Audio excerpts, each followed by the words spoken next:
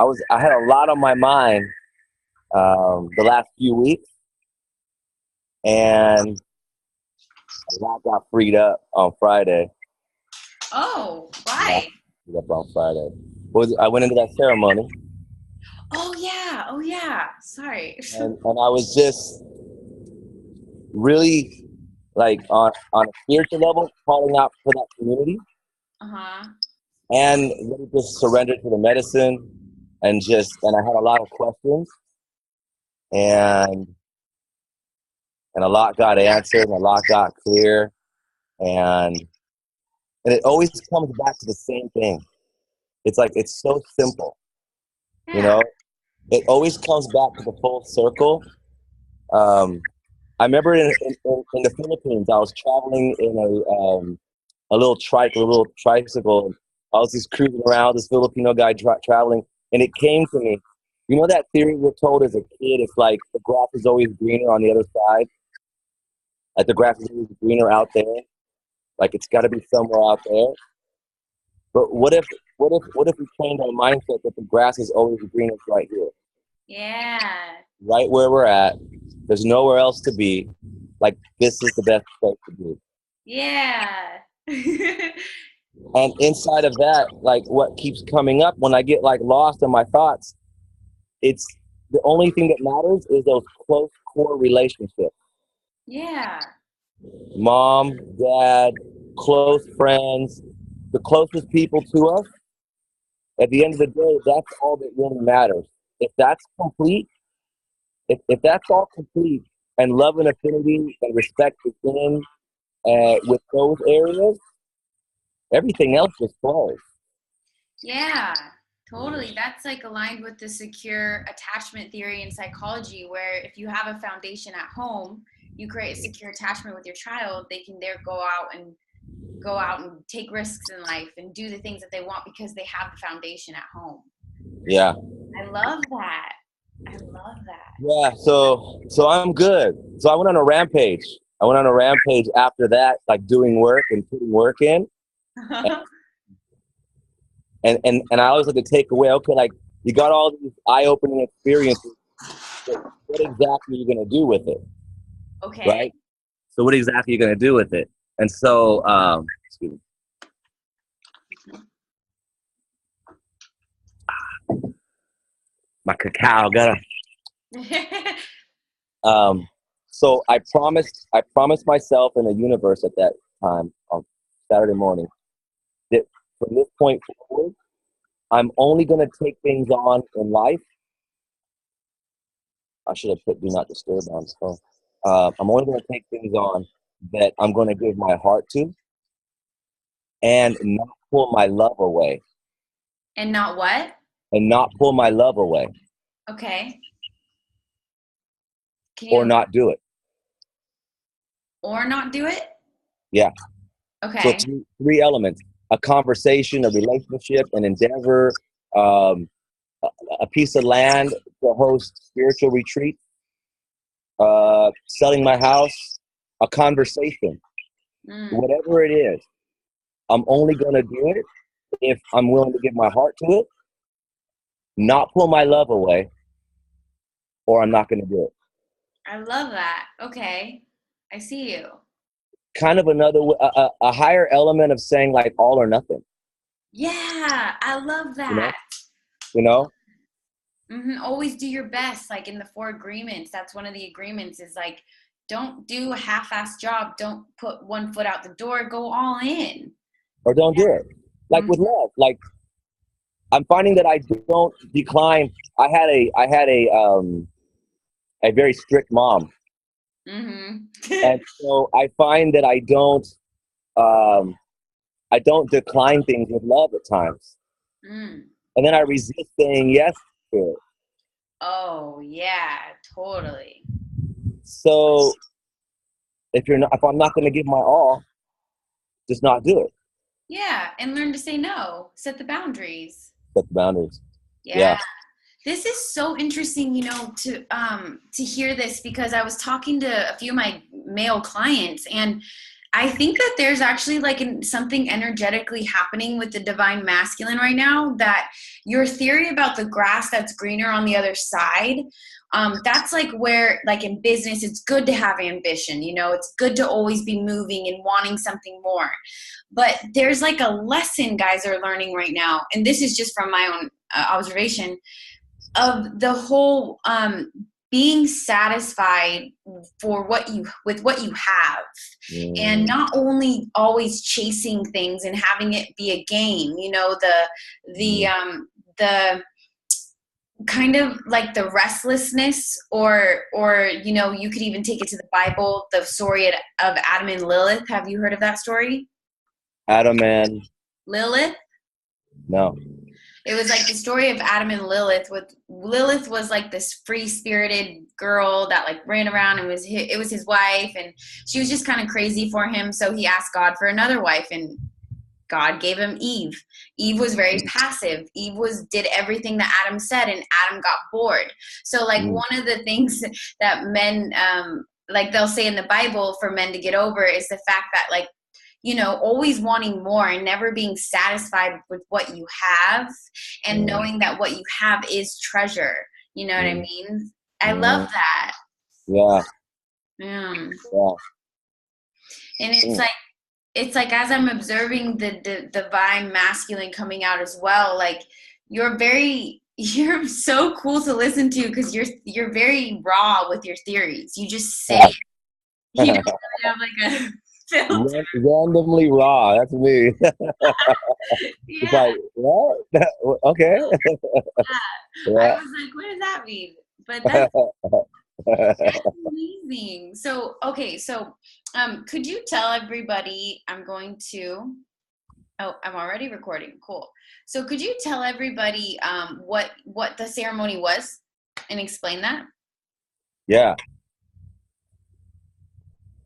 So it was a spiritual ceremony. So it took place in a ayahuasca ceremony on Friday with 2 shamans that have put in a lot of personal work and a lot of personal transformation, and I really trust them. Like, I really trust them. Yeah.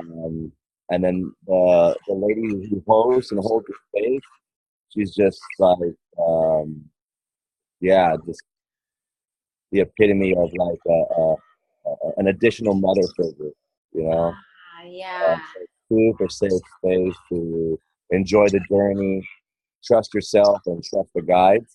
And yeah, so that's what I took on, and yeah.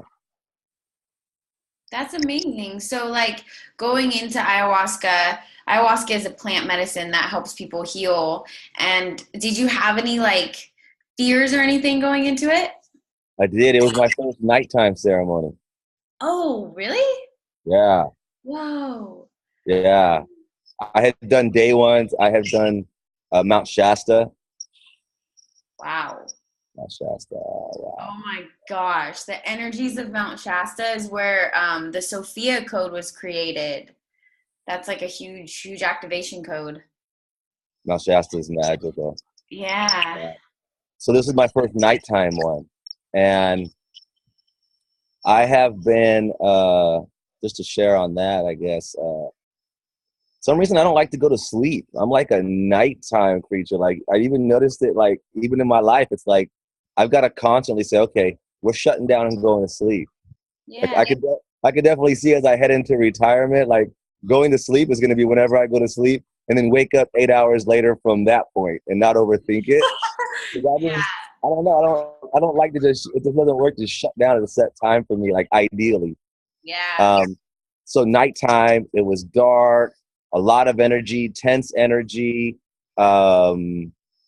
uncomfortable. You're tired, so you're trying to sit up so you can be in a position of downloading, and it was different. And what I've been asking myself, and the reason why I did the nighttime one is because I've been seeing things in myself, the transformation from, I'll use a distinction, the masculine unhealthy brother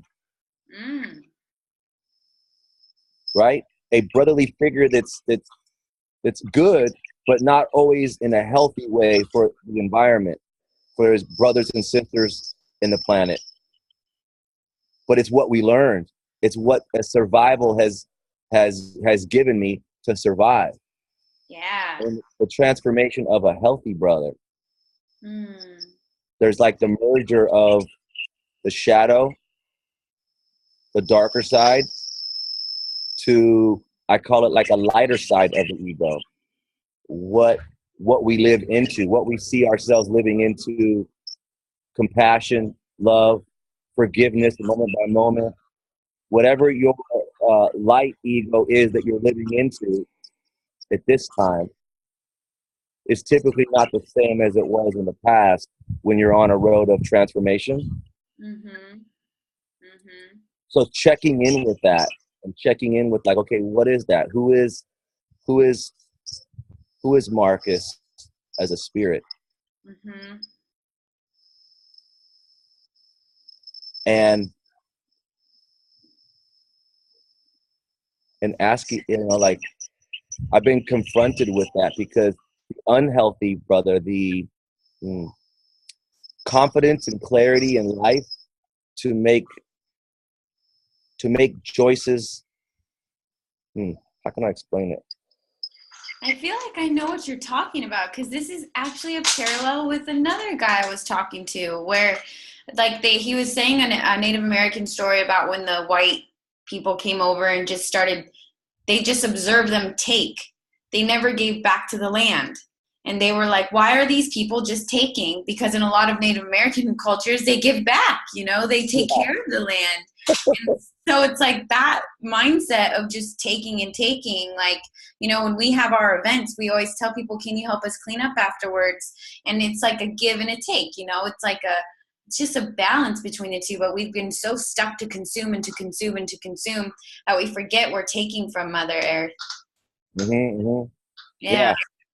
Yeah. Yeah. Yeah. So then, if you talk to, like you say, a lot of guy clients, depending on where we grew up, Mm-hmm. depending on the neighborhood and the lifestyle we had growing up, some of us had rougher households with violence and anger and like a different kind of energy in our childhood. And then in the neighborhoods and in the towns that we grew up in, experiencing that would just be a norm.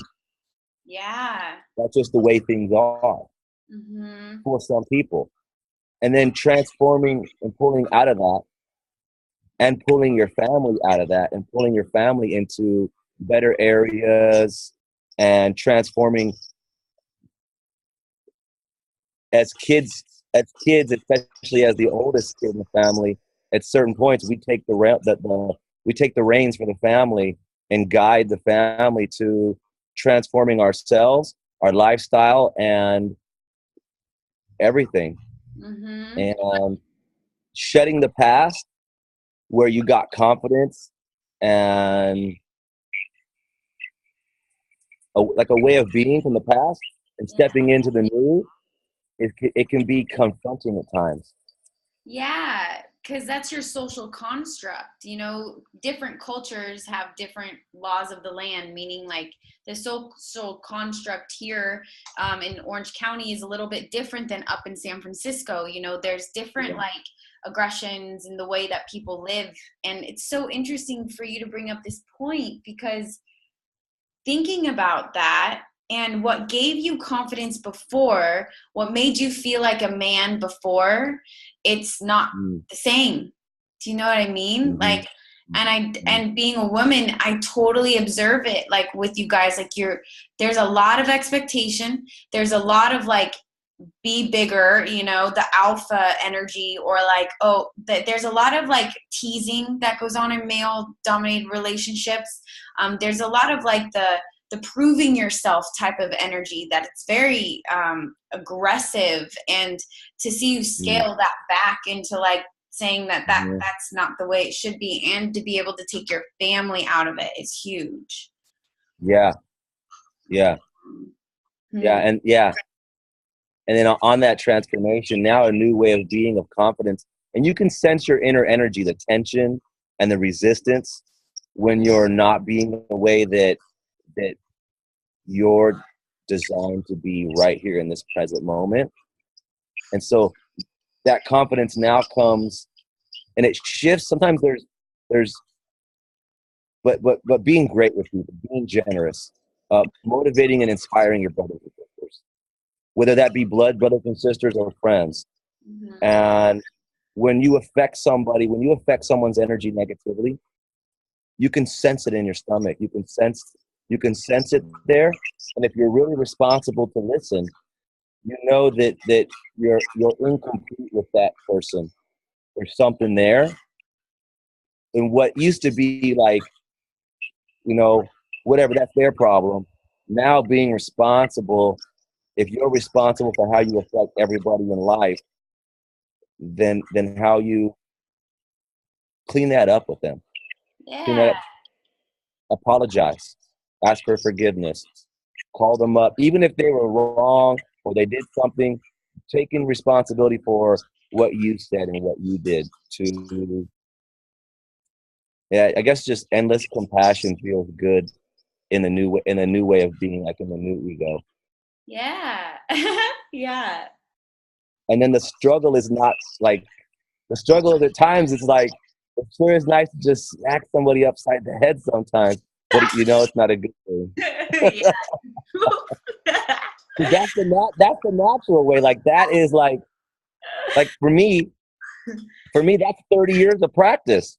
Yeah. 25, 30 years of practice of like, I know how to resolve this, but it just doesn't feel good. And in any relationship, and then applying that new way of being to everything with friends, with love life, with business, with future endeavors, with everything.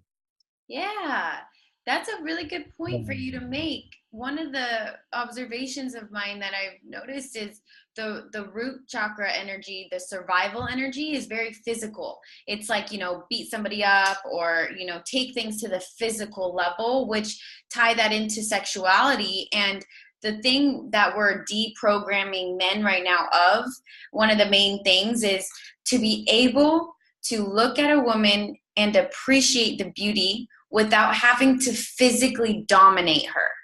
And the men have this physical aspect of it. They have this, like, you play with little kids and little boys are like smashing all the blocks and the little girls are like spreading out toys like evenly and playing with dolls and being all like very dainty, so that you have this like physical aspect that men might have. So you're vibrating higher than the physical now. You're realizing that there's more than these physical interactions. There's these emotional bank accounts, like what I like to call them, happening. And by you creating these bonds and these trusts with people, like that compassion is being transferred onto them. And like that confidence is sexy, like you're like rewriting what sexy feels like, what sexy is to be a man, and showing that and being the role model to other men is huge. Yeah. Yeah. Thank you. Yeah. Dang. So, So, something that came to me was that I'm closing out certain chapters in my life. Like I set goals. In my 30s, my goal was to retire my mom. mm-hmm, So my mom is pretty much retired. mm-hmm, And then now that I'm 40, I'm semi-retiring myself. So I'm closing up certain chapters to open up what's coming next. mm-hmm. And there's going to be two areas that those open up. One is like family, my own family, and two is community out in the world, bigger than my family, community family out in the world. And finding my place in that tribe, in the tribe of leaders, in the tribe of high conscious leaders. Yeah. And I got super humbled.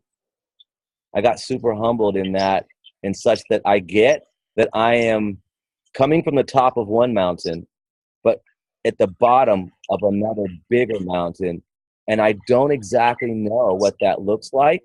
Mm. And there's a lot of power and there's a lot of power in saying, I don't know exactly what that looks like. I don't know exactly what my place is. Mm-hmm. But what I get now and what's landing for me is that I'm meant to inspire and get under other leaders, like cause other leaders for what they're up to in the world. Whoa, this is so aligned with your human design. This is cool. Mm-hmm. Wow. That is a Mm-hmm. really Yeah. cool perspective. Yeah. You're not you're stepping into like a power state, but powerful in a different way that you don't need all the power for yourself, like you're here to lift up Yeah. the power, lift others Yeah. up too. Yes. Wow. How That's cool. exactly it. Yeah. And so I've been reaching out to leaders that are up to big things that I believe in. And you came to mind like that night. I won't share it, but Mhm. like honestly, like sharing like my gratitude for you taking your time on a Friday Mm. and like reading and sharing and thinking about like being willing to be in my world and share what you see, sharing the design and like sharing your time and like really acknowledging you for that, Yeah. but also listen for what you're up to in the world that I can contribute. And Ah. you came to mind and like 10 others. One of my really close friends from San Diego, she's a healer. She's coming up on Thursday. We're creating some things. I've got a guy who's creating a retreat, a 2-day retreat. He's starting with 1 day, and then he's going to do it with 2 day. And I'm supporting him in that and co-creating. And so I've just started reaching out to other healers in a high-level conversation and supporting and getting underneath them, because I really get that I'm meant to have high-level conversations from this point in time. Yeah, definitely. Stepping into that totally. And from where you used to be in your industry, I'm sure the levels of conversations weren't where, you feel that you wanted to lift them up or be doing something else. And now this is like you're stepping into yourself like never before. And to see you change like this, you're going from like what most people might view as like 3D, like real estate, for instance. You're stepping into this realm with this perspective that I really don't know how many people have that perspective. I think the way that I interact with people, hearing you talk about this stuff, you really do have a very giving perspective, and you're realizing in a very logical way. It's really cool. I think you should share this with some people because they might be in that same place as you. Yeah, Mm-hmm. yeah, yeah, Love that. yeah, I love that. yeah. Stepping into that. Isn't it cool to like own your like spirituality? Ah, it is. It Yeah. is. Yeah. And when it's so natural, it's like it's fun and easy. Like Yeah. when it's naturally passion, it's just like it's just easy. There's no resistance. Mhm. Mhm. It's Yeah. innocent. You're completely getting back to your innocence. Like the kids just playing in the playground. Yeah, totally. Yeah, Yeah.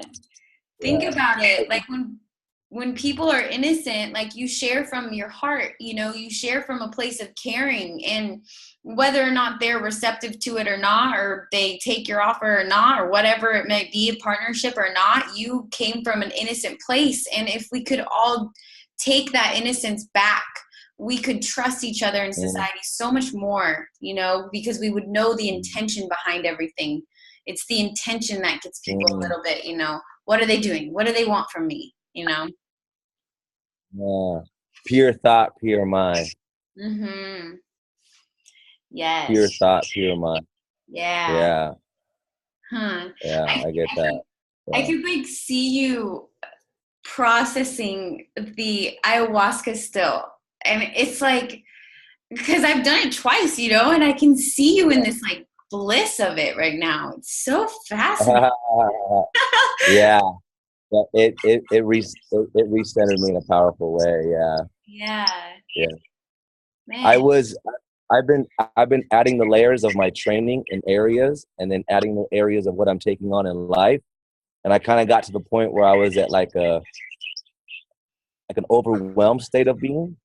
Oh yeah. And then I got regrounded such that everything that I'm taking on, and I'm grounded and present in all of those areas.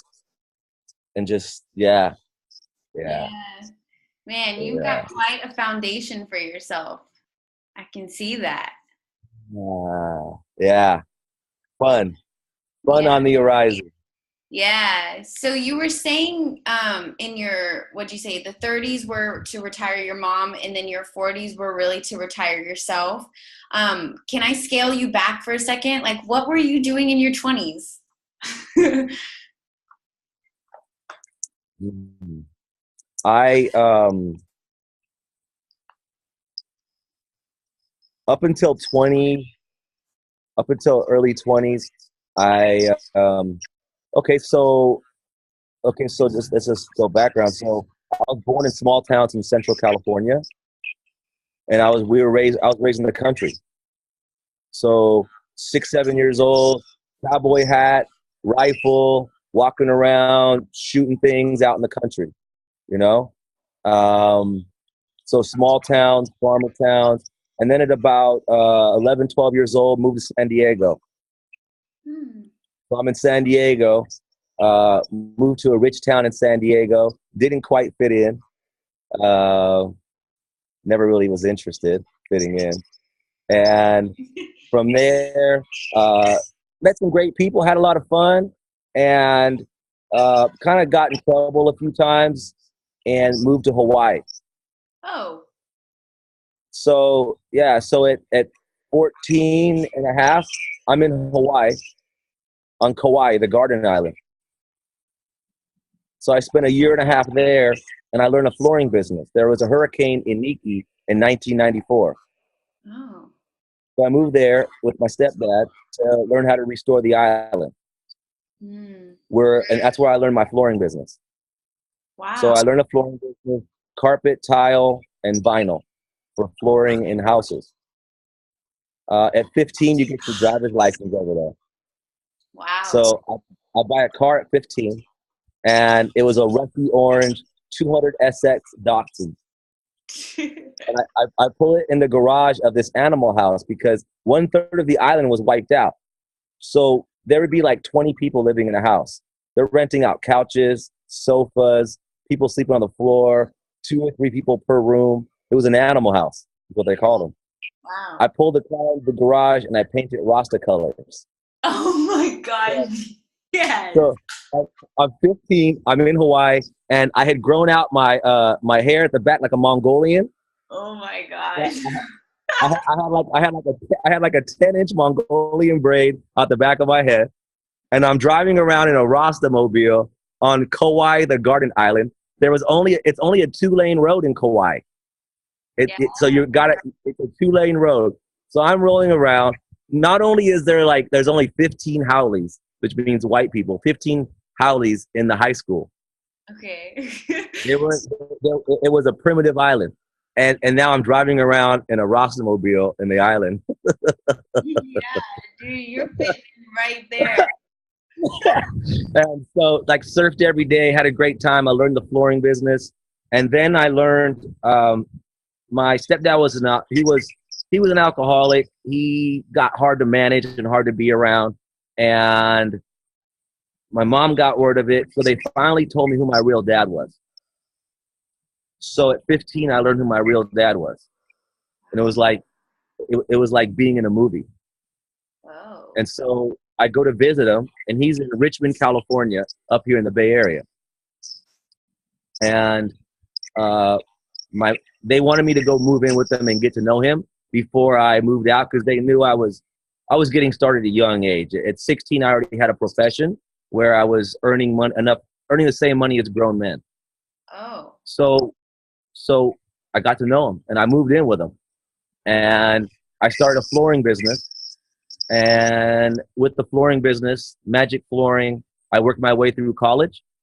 So um, went to college, Cal State Hayward, up here in the Bay Area, and from there was doing college full time, my flooring business full time, and then I would come home from the flooring business, clean up, put a suit and tie on, and then go hold open houses and show property as I got into real estate.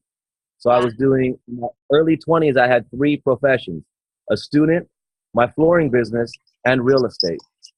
I Wow. had no life. I had no life, but I knew that this was the path to get over like where I was given from a kid, you know.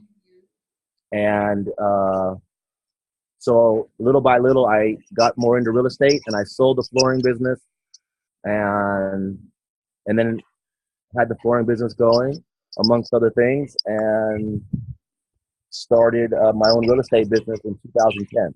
Mm.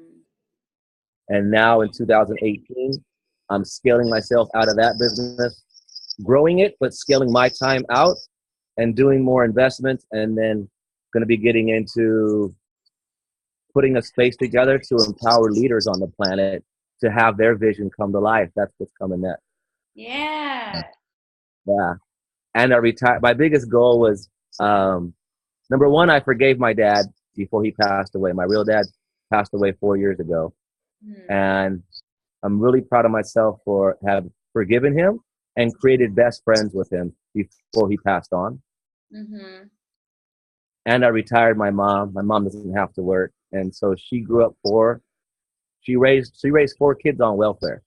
Wow. Dang. And for her to not have to work and have her own house with views of the lake. She's up in Clear Wow. Lake, an acre of property with an extra house on it that gives her extra income. Um, yeah, that was my second goal. Oh, look at you. Yeah, those Wow. are my two. That's my two proudest goals. Yeah, you really like that's love success. You know, you did it for love. A lot of what you did for was for love and like that how good did that feel like seeing your mom safe and like having Yeah, you know? yeah, Mm. yeah. It feels good. Yeah. Yeah, Yeah. yeah. It's almost like without speaking it from a kid wanting to give that, and there's lots of times where I couldn't to actually have fulfilled on a childhood dream of like mom, house, white picket fence, all set up. Wow. Yeah, Gee, yeah, is it cool to yeah, like yeah. look back on like your story and just watch your movie? Like how it all Yeah, happened? yeah. I do need to make a movie of it. Yeah, like literally a movie. I guess we are now. Yeah, it's like a It's big a sneak preview. yeah, But exactly. yeah, it's a trip. It's like lifetimes ago, and it's like the towns I lived in and what I did. Like we moved to Hawaii. I was 14. We like lived in a hotel because there was nowhere to live. Like we lived in a hotel for months on the beach. You Dang. know, Yeah. like coming from a poor kid in a small farmer town to like living on the beach in Hawaii was just like a movie in itself. Oh, for sure. Where did you grow up in Central California? uh, Towns called Avenel, Colinga, Lemoore. Oh my gosh, how funny. I grew up in San Luis Obispo on a huge ranch. Okay, yeah, yeah, Yeah, yeah, yeah, that's cool. yeah. That's the closest coast town we would cruise to when I finally had a car. Yeah, we cruise over there, Oh my which gosh. is actually it's actually a possibility for me to move to because right now I'm looking at where would I want to move to where I have mountains and trees behind me and I can overlook either views or water. Oh And I my would like to be in a coastal town, kind of near the Bay Area. But as long as I can get here within 24 hours, I can be anywhere. yeah. So checking out. So on the 9th of October, I'm gonna do like a 2 week RV, like a road trip down south, and I'm gonna check out little beach towns and just check out the vibe and kind of just follow my compass. Oh my gosh, yeah, dude. Yeah, The Morro Bay area, Cayucas area, like the slow area, there's something magical there about like the mountain peaks and the Seven Sisters. And there's something, the Native Americans were actually known for their magic water in that area because the water had magical healing powers too. So there's definitely something to having those mountains and the coast there. There's like the energy of the water. It's so cool. Yeah. Send me some suggestions. I'm gonna drive through there on like the 9th of October. Yeah, and I want to check out a few good spots and just stay for a day or two and just check out the vibe. Mm-hmm. Yeah. Dude, this is so cool. So cool. I feel like when you talk, you're like watching your movie. Yeah. Painting the picture in your head while you're talking. It's happening. Yeah. It's happening. Yeah. Yeah. So tell me more about your vision with this piece of property. Like, what does it entail? I see myself having a few of them. Mm-hmm. It seems I get one close to the Bay Area for starters, but I'm not attached to it. Mm-hmm. One in Costa Rica, and then one down south near San Diego area, in that region. But a nice house home base, a few small houses for like healers and people staying on the land and taking care of it. So a few houses, almost like a village effect, going back to the village effect, you know?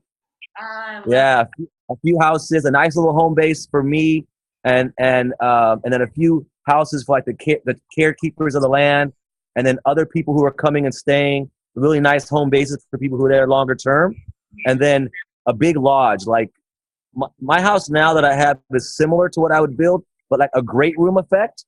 Yeah. Like a big great room, and then a dorm, like a guy's dorm and a girl's dorm on one on each side that can house a big kitchen, a big lodge that'll hold 20, 30 people for 3 days to a week, where they could all live and co-create, you know?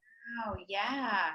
So a really awesome space for leaders putting together retreats. Ah, yeah, totally. So that's the thought leaders coming together and collaborating and having a place to have that creative flexibility and having that like land to actually create on. Yeah.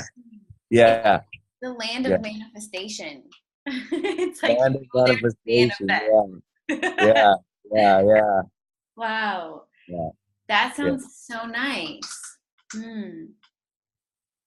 I can envision that for sure. And like sometimes it's so weird. Sometimes when you're talking or when people are talking, I feel this like little like listen to him, like what he's saying. Like when you were talking, I heard that and I just like kind of like tuned into you while you were saying that. And there's this energy that I'm feeling with people that you're on the path of innocence, basically. Like you're on the path of service. And there's this energy about it. When people talk about it, I know it's going to happen. And it's almost like a, whoa, okay, like you're tuned into your future self or your future. You're like very aligned with it so that it's already real in your head. You know, it's already there. It's just not here yet. You know what I mean? Yeah. Very aligned with it. It's really cool. Yeah. Mm-hmm. Yeah, these next 3 to 6 months, I'm so clear on what I'm creating and what's going. But what I haven't been 100% responsible for is also being still present in the now. I've been living and manifesting in the future, but haven't been fully present to the now, such that tomorrow's not promised. And give yourself that fun, those cookies, that whatever that fun pieces are in the now, while still manifesting in the future, but honor the now. Yeah. And I haven't been fully doing that. Yeah. Balance, right? Balance. Yeah, I was gonna say that balance because you're childlike when you're in the imaginary state. You're in that old little other world. And you gotta come back to the now. So it's a perfect flow state. I call it like you're in the zone, like athletes. When they're in the Nothing's on their mind. They're just here flowing and in that being state. So you're in the now at the same time you're being that productive human that you're here to be, Yeah. leader. Yeah. Yeah. Yeah. Cool. This is all so exciting. It's so refreshing to like talk to somebody who might just be in this realm of, real estate, more of a what would you even call real estate? Like For me, it's the opportunity to have people have like their own cave, yeah. you know? That's Their own, their own safe haven, their own cave. mhm. Mhm. Yeah. So And you I got challenged yesterday on a call to really bring my real estate experience to the spiritual world, such that it could be like a piece of land. It's also got like a section of small homes, mhm. tiny homes, like places where people can places create the opportunity where people are more interested in making a difference for people can also still have their own home. Mhm. Not when you're focused so much out there in the world of making a difference for people, sometimes your money, you don't always have the money Mhm. to buy your own house, bottom line. Mhm. So to create the opportunity for people to have their own place. Yeah, on a smaller How the two work scale. together. Yeah.